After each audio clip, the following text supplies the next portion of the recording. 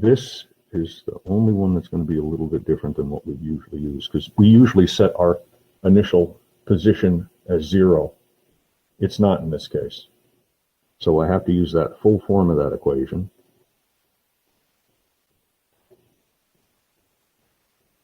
And then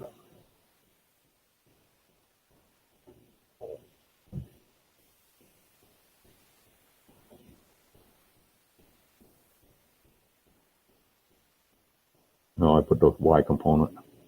We won't use that one. Ignore that. So magnitude of the velocity vector, well, you've got v0, and you've got t, and you've got a. So for the x, I'll just lay this out here.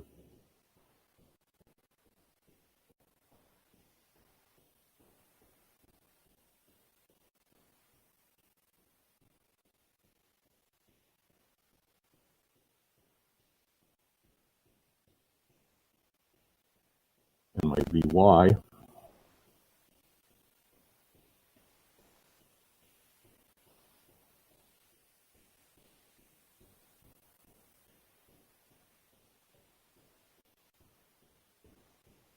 that.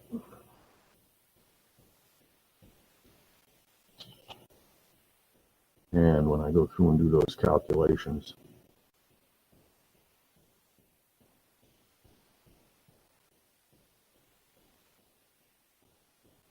I get those values.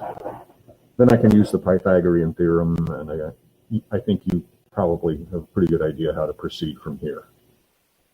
The displacement. This is actually S0.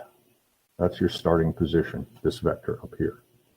So that when I go through to find the displacement vector, and here again, you know what you have to do to the rest of this. For my displacement vector,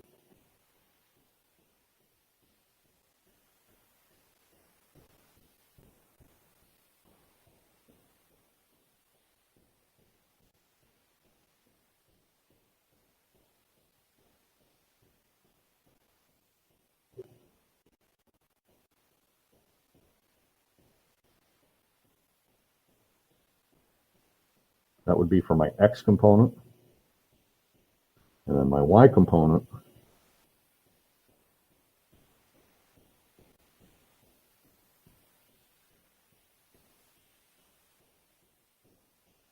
and that's going to be a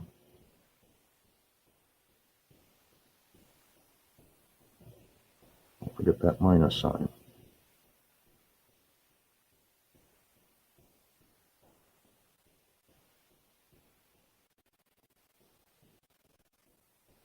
And then the rest is Pythagorean theorem, and then you can calculate your angles depending on what quadrant they show up in. So this is pretty much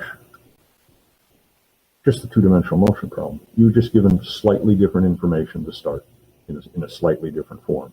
But it's easy enough for us to convert it into a form that we're used to using. Now, that's about it for right now. I've done a lot of your problems for you. It should be easy for you to get them done, right? Yeah, sure. What we'll do is you can be done right now. This is enough for today, and I will post this a little bit later, the recording of this a little bit later.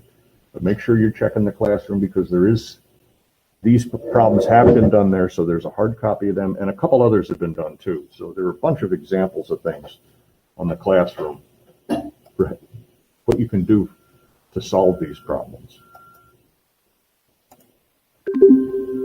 So if you want to stick around, you guys got to stick around. You're in the room.